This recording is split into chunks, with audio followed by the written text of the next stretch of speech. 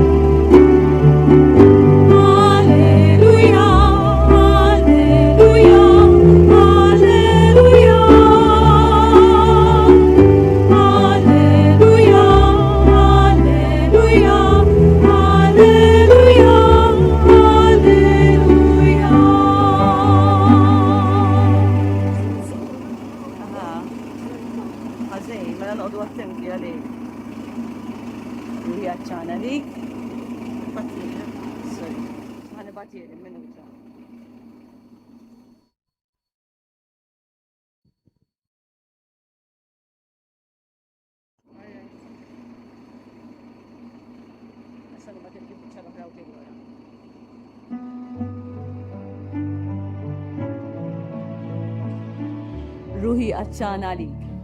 Inselmulkom. Dinja xandira diretta mid-dwejra San Lawrenz Għawdex. Fejn se waslulkom qudiesa illi fija niċċelebraw il-festa ta' Sant'Anna illi flimkien ma' żewġa Ġwakkin kienet in-nanna ta' Sidna Ġesu Kristu. Hija wkoll il-festa illi fija bħala Knisja nitolbu b'mod partikolari għan-nanniet u l-anzjani tagħna. F'din il-qudiesa fil-fatt li se titmexxa mill-Isqof ta' Għawdex Anton Tewma għaw preżenza sabiħa hawnhekk fid-dwejra ta' nanniet u anzjani ġejji minn diversi komunitajiet Għawdxin ta' parroċċi Għawdxin.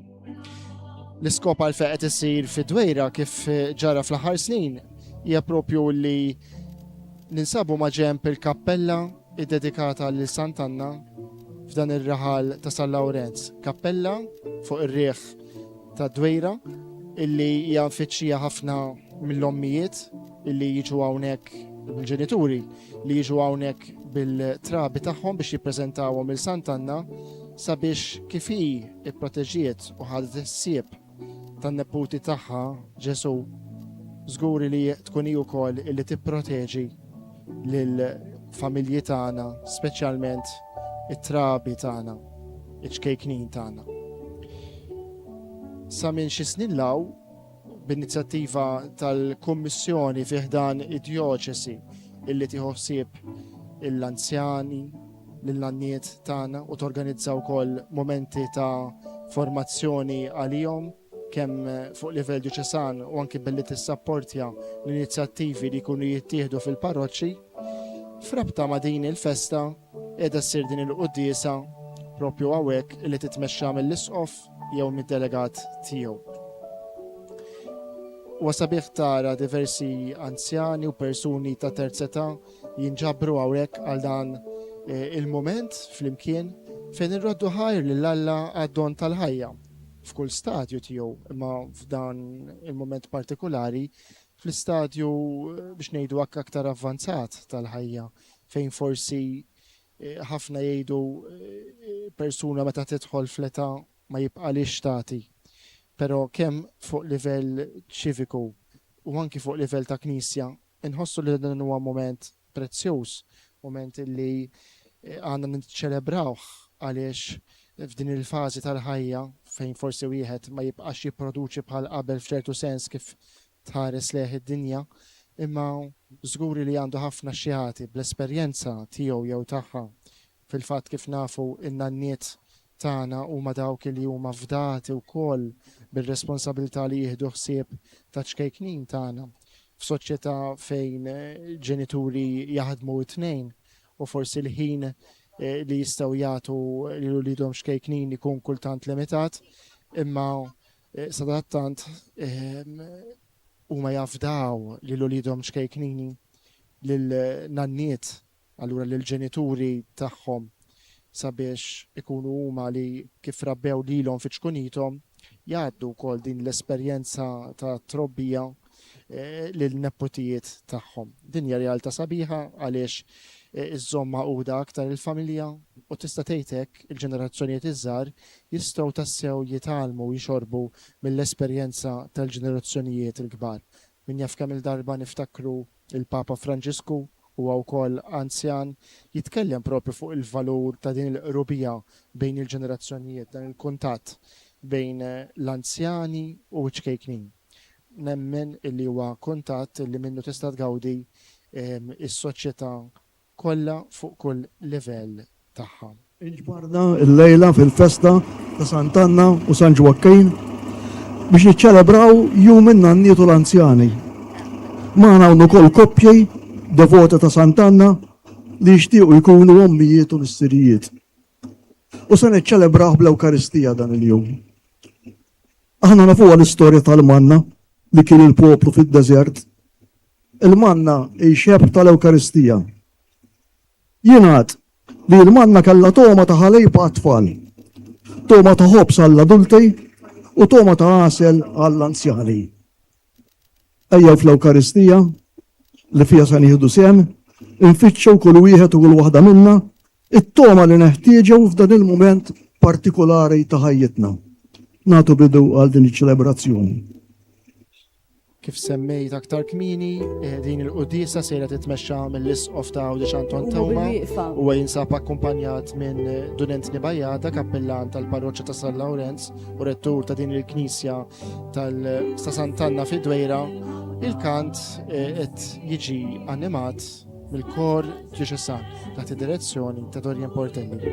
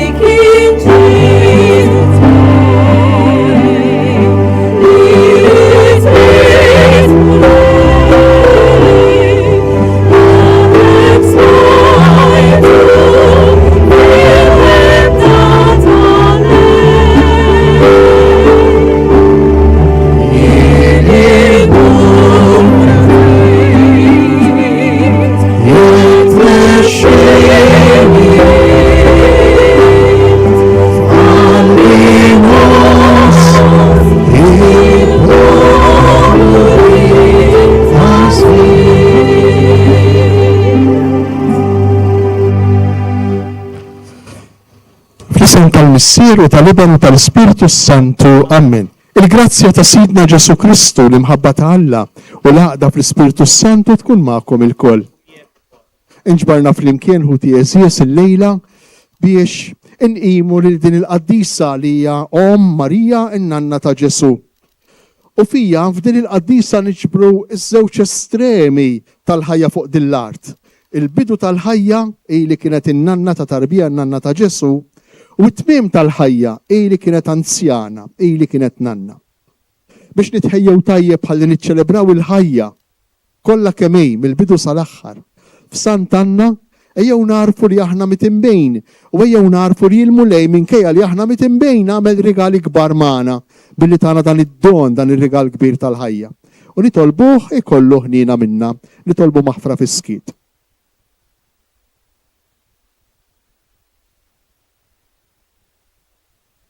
Nejdu flimkien, nistqar l-Alla li jista' kollox u li l-komħuti li jiena dnibt ħafna bil-ħsieb, bil-kliem, bil-emil, billi ħallejt mirjieti, ħtijatijaj, bl-ikbar ħtijatijaj. Għalhekk nitlob lill-imqadsa Marija dejjem Verġni, lill-anġli l-qaddisin kollha u li l-komħuti biex titolbu għalija l-mulej Alla tagħna. Iħenna lina Alla li jista' kollox, jaħfrilna dnubitna u jwassalna għal ħajja ta' dejjem. Nitolbu. Mulej, Alla ta' missirijietna, inti ħtart lil San Ġwakkejn u lil Sant'Anna u tajtom il-grazzja li minnhom titwiletom mibnek mamul bniedem. Bit-talb tagħhom għamel li aħna niksbu s-salvazzjoni li inti wet lil poplu tiegħek. Bibnek Ġesu Kristu Sidna li hu Alla u miegħek jgħix u jsaltan flimkien mal-Ispirtu Santu għal dejjem ta' dejjem. Ejjew issa b'attenzjoni insegwu l-liturġija tal-kelma illi twaslilna l-erf ta' Alla, erf li jasal ukoll permezz tal-anzjani tagħna. Qari mill-ktieb tal-erf. Ma hemmx Alla ieħor ħliefek li jieħu ħsieb kollox.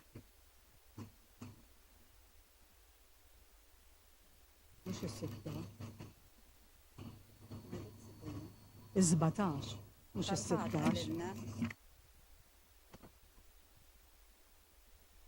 Il-ktieb ta' Slaten. F'dak iż-żmien, f'Gibon, il-mulej der lil Salamun fil-ħolm bil-lejl. Itlobni x'natik, għallu Alla, u wieġbu Salamun, mulej Alla tiegħi, lili għaddej tiegħek għadek kemm qedni sultan flok David missieri. Iżda jiena għadni daqsxejn ta' żagħżugħ, bla ma naf mnejn għandi ngħaddi. Il-qaddej tiegħek sab ruħu f'nofs dan il-poplu li inta għażilt. Poplu hekk kotran li ħadd ma jista' jgħoddu jew iqisu. Għati għalhekk lil qaddej tiegħek moħħ ħafif biex jifhem, biex jista' jmexxi il-poplu tiegħek u jara fit-tajjeb bil-ħażin. Għax inkella min jasal biex imexxih dan il-poplu tiegħek ta' kotra hekk kbira. Il-mulej ħagos li Salamun talab din il-ħaġa, għalhekk qallu Alla la darba tlabt din il-ħaġa u ma tlabtnix xomor twil, jew għana, jew il-ħajja tal-edewwa tiegħek, iva, tal-li tlabt li taraf tifhem kif għandek tmexxi, hawn jien se nagħmel kif qed int. Qed natik moħħ ħaref u għaqli, hekk li ħadd qablek ma kien hawn bħalek u anqas warajk ma jkun hawn. Il-kelma tal-mulej. Irroddu ħajr lill-Alla. Kemm inħobba il-liġi tiegħek, mulej. Kemm inħobba il-liġi tiegħek, mulej. Mulej, dawnu semi li jinħares il-kelma tiegħek. Aħjar għalija il-liġi ta' fommok mill-eluf ta' flejjes tad-deb u l-fidda. Kemm inħobba il-liġi tiegħek, mulej. Tkun it-tieba tiegħek, mulej, il-faraġġ tiegħi skont il-weda li għamilt mal-qaddej tiegħek. Tiġi fuq it-tjubitek biex ikolli l-ħajja għax il-liġi tiegħek hija l-għaxqa tiegħi. Kemm inħobba l-liġi tiegħek, mulej. Għalhekk inħobb il-kmandamenti tiegħek aktar mid-deb l-aktar fin. Għalhekk jiena nimxi dritt fuq il-preċetti tiegħek u nobot kull triq għarriqa. Kemm inħobba l-liġi tiegħek, mulej. Tal-għaġeb huma il-preċetti tiegħek għalhekk tħarisom qalbi. It-tifsir ta' kelmek jagħti id-dawl, ifhem lil min ma jafx. kemm inħobba l-liġi tiegħek mulej. Arri mill-ittra ta' San Pawlo Apostlu lir-Rumani.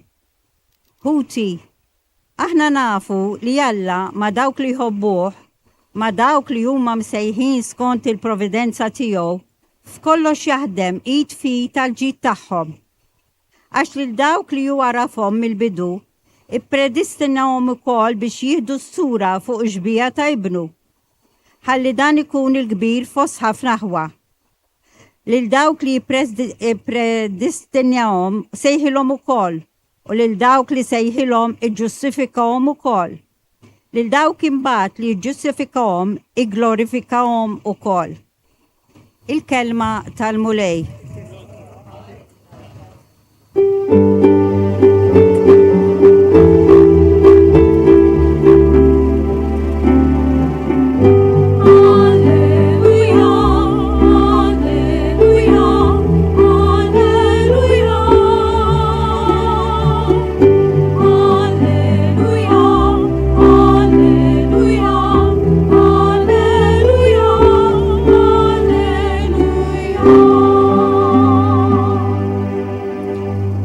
Infaħrek missier siti s-sema u l-art, għax inti dawn il-ħwejjeġ tas-saltna u rejtom li ċkejknin.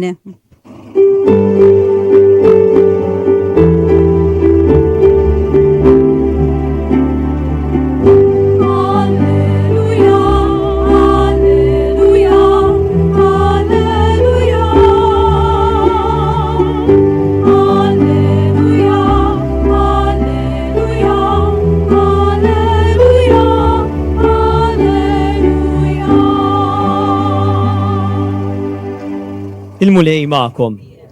Qari mill-Evanġeljum Qaddes skont San Mattew. F'dak iż-żmien Ġesu qal lid-dixxipli tiegħu: is-saltna ta' smewiet tixbaħ lil teżor moħbi falqa li wieħed raġel isibu u jaħbih. U kollu ferħan imur ibih kull ma jkollu u jixtri dik l-għalqa. Tixbaħ ukoll is-saltna ta' smewiet li l-wieħed negozjant ifittex ġawar fin. Meta sab ġawra tiswa ħafna, mar bih kull ma kellu u xtara lila. Tixbaħ ukoll is-saltna ta' smewiet lil xibka mitfuqa l-baħar li fija jinġabar minn kollox. Meta timtela, itellaw għax-xatt u joqogħdu bil-qiegħda, jiġbru fil-kannestri dak li jkun tajjeb u jarmu l-ħażin. Hekk jiġri fit-tmiem id-dinja. L-anġli joħorġu jifirdu l-ħżiena mill-ġusti u jixħtuhom fil-ħuġġiġa tan-nar. Hemmhekk ikun hemm il-biki u t-tagħżiż ta' snien. Kollu fimtuh dan, iva qalulu, u hu qalilhom għalhekk kull kittieb li jkun sar dixxiplu tas-saltna tas-smewiet jixbaħ lil wieħed sid li mill-ħażna tiegħu joħroġ sew il-ġdid u sew il-qadim. Il-kelma tal-mulej. Smajna mek is-silta tal-Vanġelu għal dan is-17 il-ħadd ta' matul is-sena illi fija Ġesu jagħti diversi tixbijat dwar is-saltna ta' Alla. L-isqof bħalissa waqt il-kant mill-ġdid tal-Alleluja ibirek il-miġema bil-ktieb tal-Vanġelu Mqaddes u seri nisimgħu ir-riflessjoni l-omelja tiegħu għal din l-okkażjoni.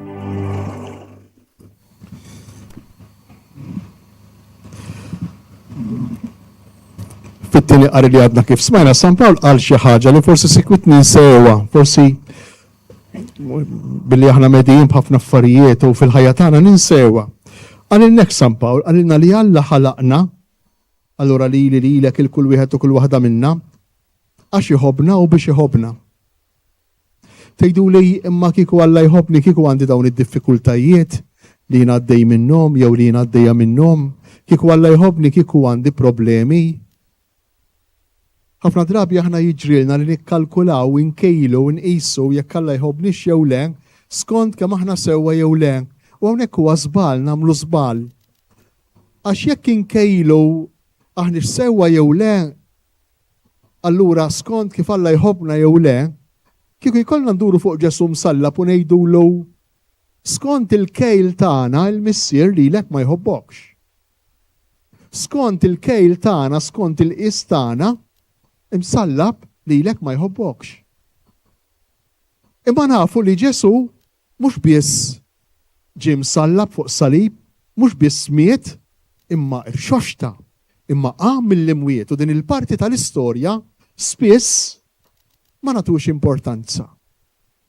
Bħalli kieku aħna l-ħajja tagħna tibda u tintemm hawnhekk fuq din l-art. U San Pawl fit-tieni qari ma qalilniex biss illi aħna maħluqin għax Alla jħobna u biex Alla jħobna, imma qalilna wkoll xi ħaġa importanti li anke dejn sikwit ninsewa u x'inhi dejn. Illi lilna għamilna fuq is-sura ta' xbija ta' ibnu. Ippredestinana ħasibna minn qabel biex aħna nkunu bħal ibnu Ġesu. U allura jekk bħal ibnu Ġesu saħansitra anki fil-mument ta' djufija tiegħu, fil-mument tal-fraġilità tiegħu. Ħa nagħmel mistoqsija. Kif tkun taf jekk bniedem iħobbx tassew? Kif tkun taf jekk bniedem iħobbx tassew? Tafu kif? Ħares lejh jew ħares lejja meta jew qiegħed f'relazzjoni ma' tfal iż-żgħar mal-babies, jew qiegħed f'relazzjoni mal-anzjani, qiegħed f'relazzjoni ma' persuni illi huma fraġli, li huma vulnerabbli. Il-bniedem aħna l-bnedmejn nuru kemm inħobbu tafu meta, tafu xejn, meta nkunu f'relazzjoni ma' nies fraġli.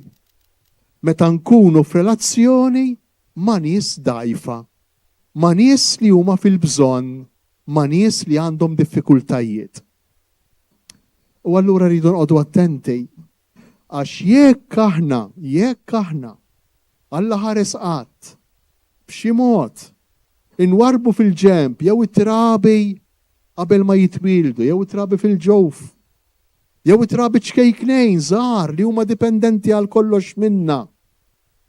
Jew inwarbu fil-ġemp lill-anzjani għax m'għadhomx utli għas-soċjetà, lill-anzjani għax m'għadhomx jipproduċu, anzi jitolbu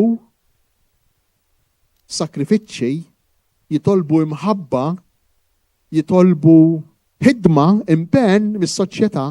Jekk aħna nwarbu dawn iż-żewġ faxex x'inkunu qegħdin nagħmlu? Inkunu qegħdin nfaqru lill-bniedem mill-imħabba tiegħu. L-imħabba tal-bnedmejn tkun qiegħda tiftaqar. Kull ma jmur issir iktar fqira u insiru inqas bnedmejn u iktar magni li nipproduċu. Il-lejla nġbarna quddiem Sant'Anna kemm nanniet, kemm anzjani, anke dawk li qegħdin iseguna permezz tal-Facebook minn djarhom. Kif ukoll koppji żgħar bit-trabi jew koppji żgħar li jixtiequ jsiru ġenituri.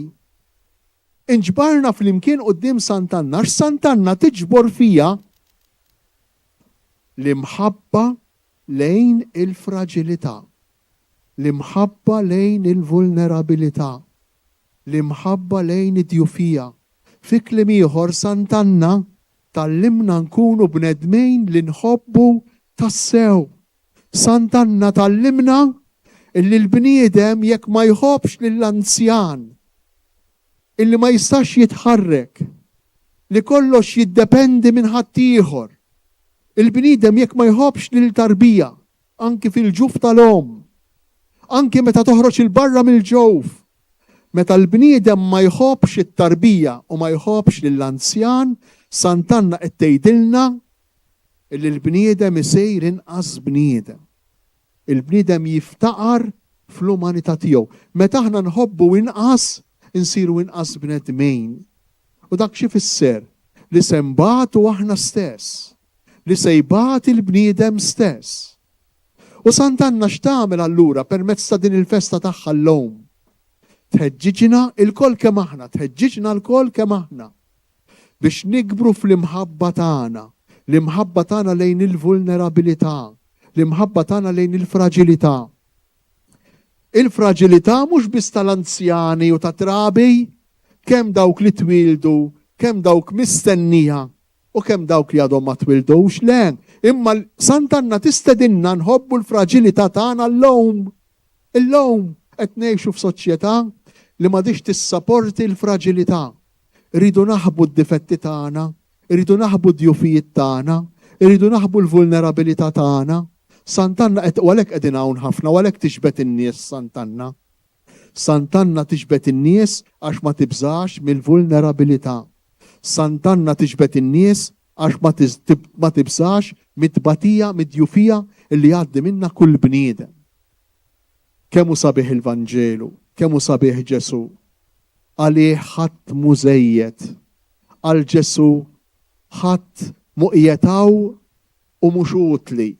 Għal Ġesu ħadd ma jgħix kemm tarbija fil-ġuf, kemm anzjan f'qiegħ ta' sodda, ħadd ma jgħix u m'għandux valur.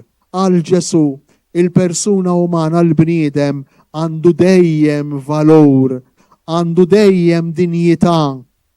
Qiegħed fejn qiegħed, kapaċi jew mhux kapaċi.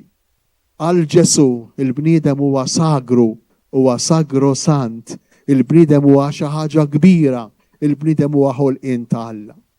Jew illejla nitolbu lil Sant'Anna għall-anzjani tagħna, nitolbu lil Sant'Anna għat-trabi tagħna, nitolbu lil Sant'Anna għall-ġenituri żgħar, għall-ġenituri żgħażagħ, nitolbu lil Sant'Anna bil-qalb, jew nitolbuha bil-qalb. Il-mirakli isiru, ma nafx jekk smajtux. Il-bieraħ is-Santa Sede l-Vatikan ikkonferma miraklu tal-Ewkaristija li sar f'Kerala l-Indja wara 10 snin. Der il-wiċċ ta' Ġesu ħadd ma jaf kejf b'mod inspjegabbli għall-aħħar ix-xjenza mhix kapaċi tispjegah fuq il-partikola fuq l-ostja. Meta tiftakar u tinduna b'daw l-affarijiet ġismek iqum xewk titkexkex. Jien sejjer nitqarben, aħna sejrin nitqarbnu.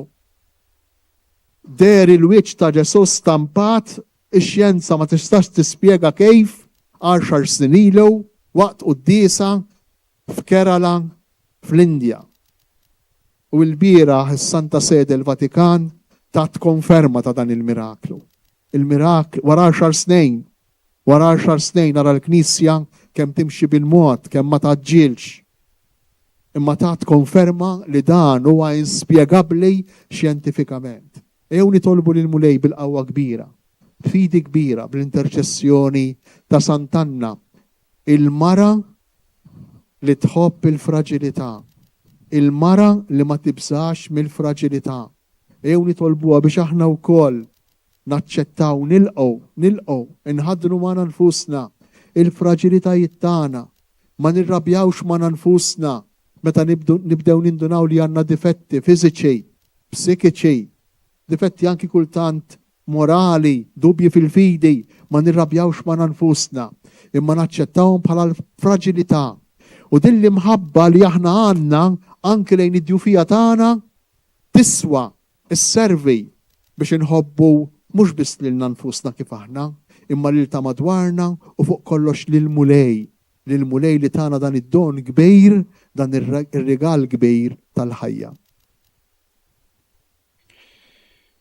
Smajna hemmhekk l-omelija tal-isqof ta' Għawdex Anton Tewma propju l-lejla hawnhekk fid-Dwejra ħdejn il-kappella dedikata lil Sant'Anna, ċelebrata propjament il-festa tagħha għada, imma din hija inizjattiva ta' Djoċesi ta' Għawdex għall-anzjani u n-nannit tagħna.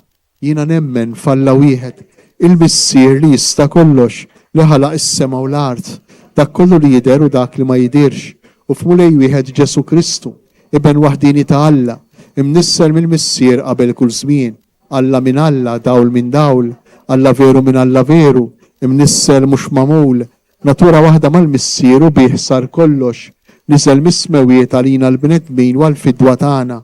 U ħal-ġisem bis-seta tal-Ispirtu Santu minn Marija Verġni u sar bniedem. Salbu ħalina, bata taħt Ponzu Pilatu, mitu difnuh. Fit-tielet jum għamil l-imwiet skont il-kodba mqazza u tela s-sema.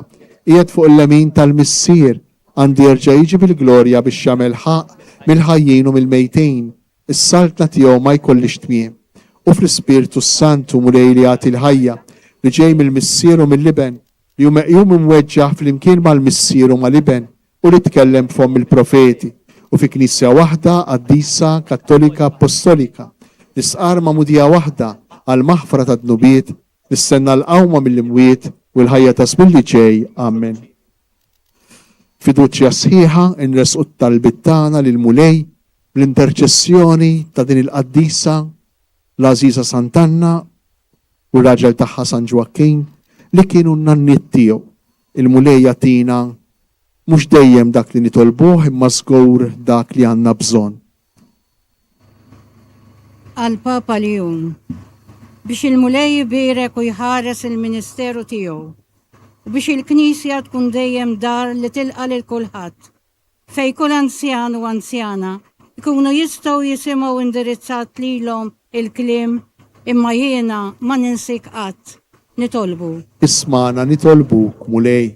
Għalina l-anzjani biex ma nibżgħux mill-fraġilità tagħna u narfu ngħixuha bħala sejħa għat-talb u għar-rikonċiljazzjoni waqt li nagħtu xhieda tal-imħabba tal-mulej li ma tonqos qatt. Nitolbu. Ismana nitolbuk mulej.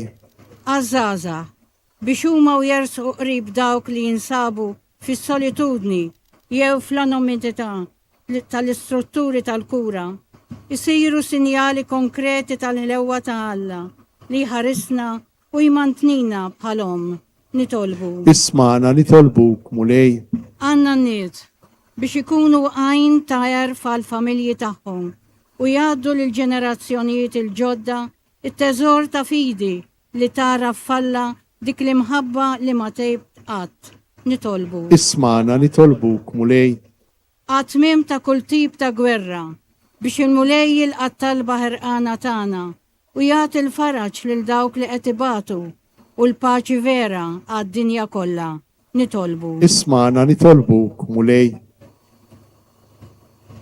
Nitolbu wkoll għal-ġenituri kemm dawk li għandhom it-trabi, il-mulej jiberikhom, joħsibhom, imma nitolbu wkoll għal dawk li jixtiequ jkunu ġenituri biex il-mulej jagħtihom id-don tal-wilt, id-don tal-iben jew tal-bint. Nitolbu. Ismana nitolbuk mulej. Inroddulek ħajr missier qaddisa d-doni tiegħek, anki għad-don tan-nanna għażiża tiegħek li għalina għajn ta' talejm mod speċjali fl-imħabba lejn id-dajjef. Inti li tgħix fis-Saltan għal dejjem ta' dejjem. Amen.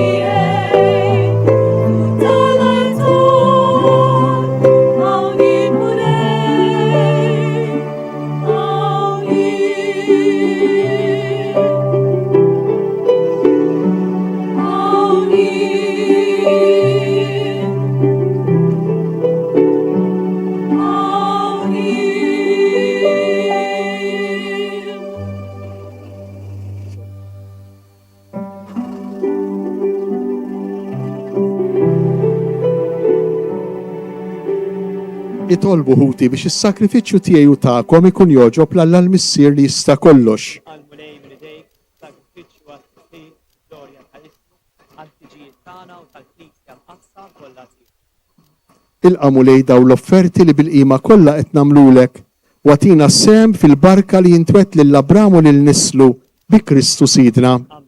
Il-mulej magħkom, nerfgħu qlubna l-fuq, niżuħar li l-mulej Alla tagħna.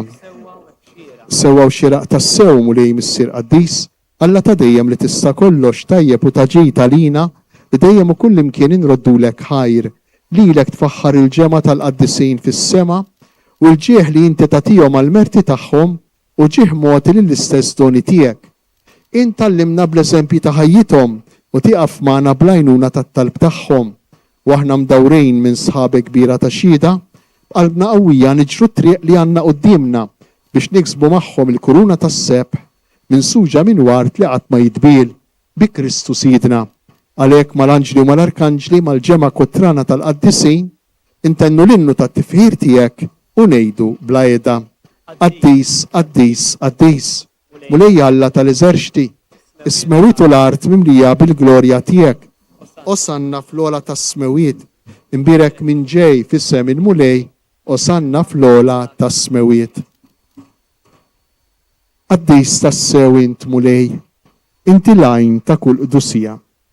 Qaddes għalhekk nitolbuk dawn l-offerti bil-barka tal-Ispirtu tiegħek biex isiru għalina l-ġisem u d-dem ta' Sidna Ġesu Kristu li meta kien se jingħata biex minn rajħi bati ħal-ħobs ratt il-ħajr qasam tal id-dixxipli tiegħu qal ħudu u kulu il-koll minn dan għax dan huwa ġismi li jingħata għalikom. Ġisem imqaddis ta' Ġesu imsammar għalija fuq is-salib. Jiena nħobbok u nadurak, Sinjur tiegħi u Alla tiegħi. Ekku koll wara li klaħal kalċi reġa' ratt il-ħajr tal id-dixxipli tiegħu qal ħudu u jxorbu minnu il-koll għax dan huwa l-kalċi ta' demmi tal-patt il-ġdejd li jibqa' dejjem id-dem li jxxerret għalikom u għall-bnedmin kollha għall-maħfra ta' dnubiet għamlu dan b'tifkira tiegħi. Dem imqaddis ta' Ġesu imċarċar għalija fuq is-salib, jiena nħobbok u nadurak, Sinjur tiegħi u Alla tiegħi. Dan hu il-misteru tal-fidi, inħabru l-mewt tiegħek mulej, inxandru bil-ferħ il-qawmin tiegħek, nistennewk sa ma tiġi fil-glorja. Għalhekk aħna u nagħmlu dan b'tifkira tal-mewt u l-qawmien ta' Sidna Ġesu Kristu, nofrulek mulej il-ħobs tal-ħajja u l-kalċi tas-salvazzjoni. U nroddulek ħajra xoġbok tilqana hawn quddiemek biex naqduk. U miċ-ċokon tagħna nitolbu li l-Ispirtu Santu jaqgħadna f'ġisem wieħed lilna li nieħdu semm il-ġisem u d-dem ta' Kristu. Ftakar mulej fil-Knisja tiegħek imxerda mad-dinja kollha. Wettaqa fl-imħabba flimkien mal-Papa Ljun, l-isqof tagħna Antonnu mal-Ministri tiegħek kollha. Ftakar ukoll fħutna li raqdu bit-tama tal-qawmien. Ftakar fil-mejtin kollha. Daħħalhom quddiemek fid-dawl tas-sebħ tiegħek. Ħenna lina l-koll nitolbuk. Għati lilna wkoll il-wirt tal-ħajja ta' dejjem flimkien mal-Verġni mqazzhom Malla Marija, ma' żewġa San Ġusepp, mal-Apostli, Sant'Anna u San Ġwakkin u l-qaddisin kollha li jiexu fil-ħbiberija tiegħek sa mill-bidu tad-dinja. Għamel li magħhom infaħruk u nsebħuk b'Ġesu Kristu ibnek.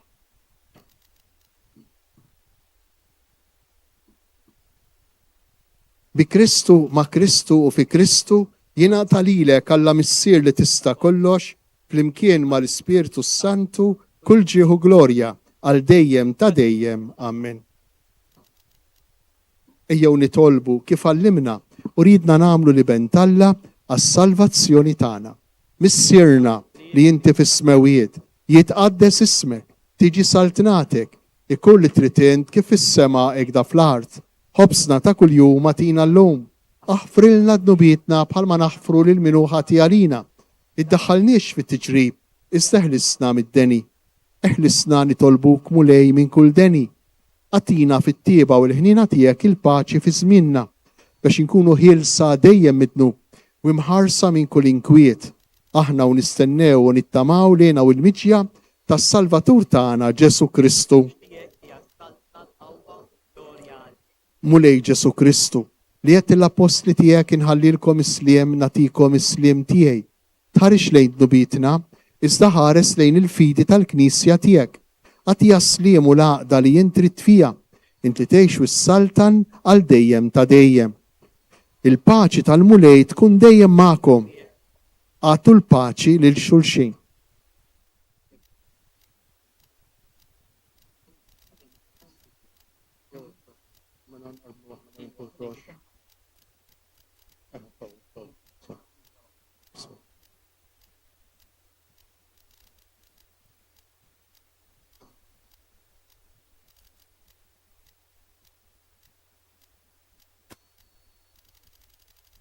Danu il-ħaruf ta' Alla, danu Ġesu li jerfa' fuq l-ħtija tagħna. Ħenjin aħna li aħna mistiedna għal din l-ikla tal-ħaruf. Mulej ma jissoqlix li tidħol taħt is-saf tiegħi, issa ngħid kelma waħda u ruħi tkun infejqa.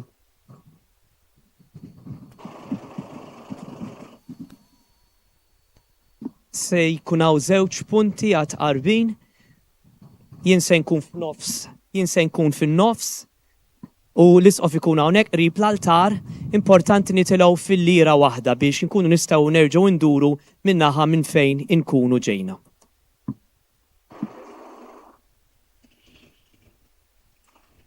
Il-moment ta' tqarbin imqaddes huwa il-moment li fih Ġesu ħaj jiġi fil-qalb tagħna kif qal l-isqof. Forsi jekk nkunu biżejjed konxi tal-kobor ta' dan il-misteru tassew li jaqbadna kważi tkaxkix. Imma ejjew bil-fidi nitolbu lil-mulej sabiex jidħol fil-qalb tagħna anke jekk ma nistgħux inkunu preżenti għal din il-qudiesa b'mod fiżiku. Naf li ħafna minnkom qegħdin nissegwu minn fuq l-internet u għalhekk neġġixkom f'dan il-mument sabiex nagħmlu tqarbina tax-xewqa. Ġesu, jiena nemmen li inti nsab ta' bilħaq is-sagrament tal-Ewkaristija. Irrid inħobbok fuq kollox u fuq kulħadd. Inti taf nixtieq nirċevik ġewwa fija. Imma la darba bħalissa ma nistax nilqek fija sakramentalment, nitolbok tiġi fija spiritwalment. Ejja għandi Ġesu tiegħi biex jien niġi għandek. Ħeġġiġni bl-imħabba lik biex f'ħajti u f'mewti jiena nemmen fik, nitma' fik u nibqa' nħobbok għal dejjem. Kif żgur li Anna u Ġwakin in-nanniet ta' Ġesu u rew għożza li ma bħala għal dan in-neput tagħhom. Ejja aħna wkoll nozzu il-preżenza ta' Ġesu fostna. Ejja nkunu għalih ommijiet, missirijiet, nanniet sabiex Ġesu jkompli jitwielet u jkompli jsib l-għożza tal-komunitajiet tagħna, tal-familji tagħna.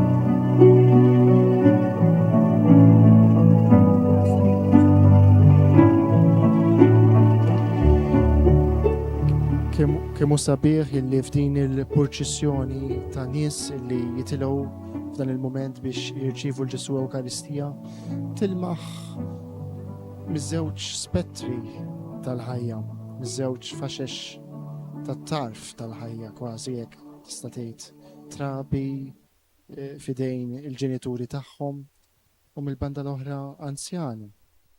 U dan huwa s-sabiħ tal-Knisja magħmula mill-poplu ta' Alla, poplu li magħmul mill-kbar u miż-żgħar, poplu li fih l-anzjani joħolmu u ż-żgħażagħ iħabbru kif jgħid il-profeta Ġoel. Misteru ta' smewit ta' mama minar-is, il-prinċep tal-univers, jiċċekken fuq l-altar, jingħata l-kulħadd, tal-ħobż maqsum u tal-imbit.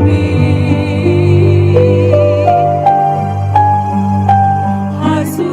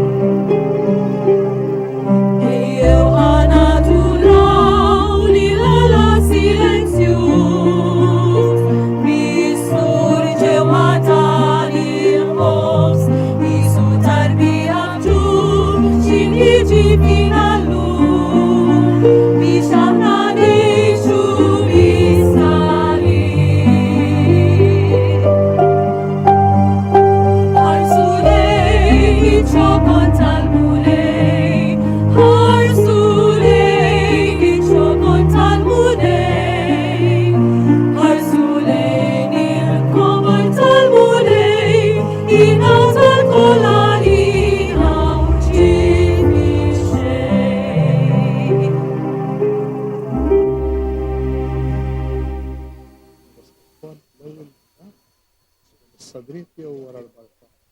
Jew wara t-talba, issa? Tajjeb mela issa dawk il-ġenituri li għandhom it-tfal it-trabi fidejhom jistgħu jersqu hawnhekk ħdejn Sant'Anna u anke dawk li qegħdin jistennew tarbija. Ħalli nitolbu lil Sant'Anna għalihom. Kjoġobhom jistgħu jiġu hawnhekk quddiem ħdejn l-istatwa. Grazzi. Min għandu tfal b'mod speċjali.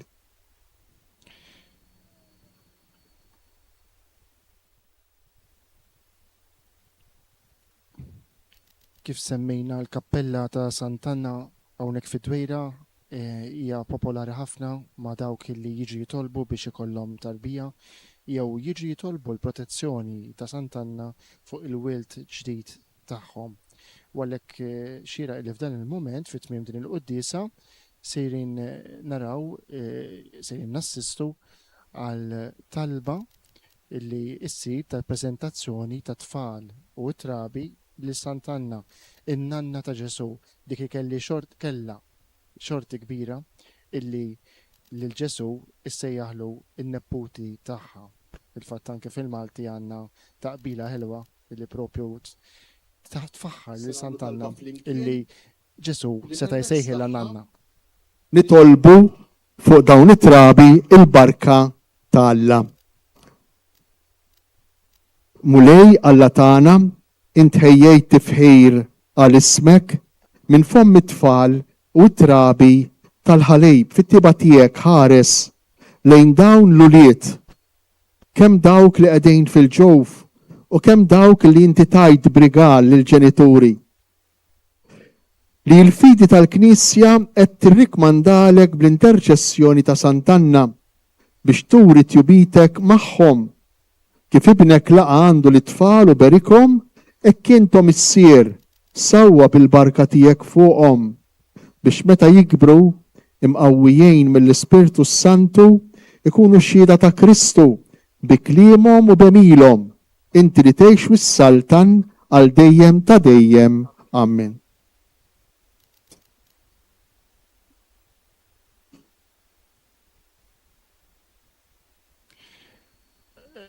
L-isqof issa kif qed naraw resa aktar qrib ta' dawn il-familji li għandhom uliet ġodda u ibirek bl-ilma imbirek li trabi tagħhom waqt li aħna nitolbu għalihom u għal l-uliet ġodda u nafdawhom fl-interċessjoni ta' din il-qaddisa nanna ta' Ġesu. Tistgħu terġgħu tmorru lura fil-post tagħkom. Namlu t-talba tal-aħħar imbagħad talba fuq l-anzjani. Nitolbu. U Alla, inti rrid li jibnek il-waħdieni jitwilet mill-bnedmin biex misteru tal-aġeb il-bnedmin jieħdu twelid ġdid minnek fit-tiba tiegħek ħares lil dawk li inti titma bil-ħobs tal-uliet u qaddishom bl-ispirtu tal-adozzjoni bi Kristu Sidna. Amen. Alla tal-ħnina li lil dawn uliedek tajthom id-don ta' ħajja twila, għatihom il-barka tiegħek, għamel li jħossu l-ħlewwa u l-qawwa tal-preżenza tiegħek, huma jħarsu lejn il-passat, jifirħu bil-ħnina tiegħek u waqt li jħarsu lejn il-futur jipperseveraw fit-tama li ma tmut qatt, illi jagħti jiltaqgħu miegħek fil-ħajja ta' dejjem. Lilek it-tifħir u l-glorja għal dejjem ta' dejjem. Amen. Il-mulej ma'kom. Iberikkom, iħariskom Alla li jista' kollox, il-Missier, l-Iben u l-Ispirtu Santu. Amen. Morru u għejxu fil-paċi ta' Kristu. Imma qabel ma titilqu permettu li ngħid grazzi kbira lill-Parroċċja ta' San Lawrenz li ħadet ħsieb fl-organizzazzjoni ta' din il-quddisa, lill-Kunsill ta' San Lawrenz. Rajt li s-sindku hawnhekk jagħmilha ta' pulizija ta' traffic qabel ma bdejna. Ġifieri grazzi mill-qalb. Lill-kor li jiġu hawnhekk fis-sajf biex iferħuna permezz tal-kant. Lil daw kollha li taw semhom biex iħejju għal din il-quddisa. U nirringrazzjaw ukoll lil Alla illi s-sena bil-maqlub tas-sena l-oħra tagħna temp sabiħ minn kien hawn is-sena l-oħra, kien hawn riħ qawwi ħafna u s-sena ta' qabel ma stajniex is-sapportu bisħana. Awguri mill-qalb lil kulħadd, il-mulej jieħu ħsiebkom. Grazzi lill grupp tal-anzjani li organizza dak il-grupp li huwa fiċ-ċentru fid-djoċesi li organizza dawn l-attivitajiet għan-nies għal persuni tat terz età. Grazzi mill-qalb.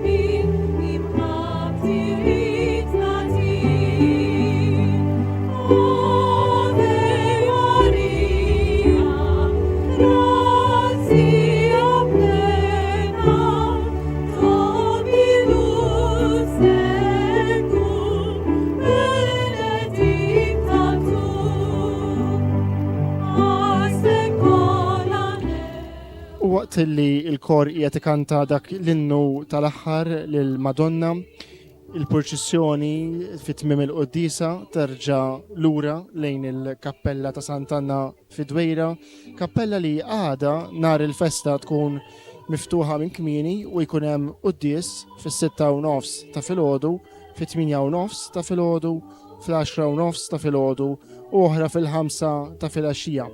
F'dan il-quddis kollu ikun hemm il-preżentazzjoni tat trabi u tfal wara kull funzjoni. Għalhekk dawk li jixtiequ jaslu wasla sa Dwejra, apparti li jgawdu l-ambjent sabiħ ta' dan il-post li huwa fost l-isbaħ ġojjelli naturali li għandha gżira Awċija, imma jkun jistgħu jagħmlu żjara il-Kappella ta' Sant'Anna fil-festa tagħha u ta' żewġa San Ġwakin u fil-każ ta' familji bit-trabi u tfal jistgħu wkoll jieħdu sehem fil-preżentazzjoni tagħhom fit-tmiem kull funzjoni.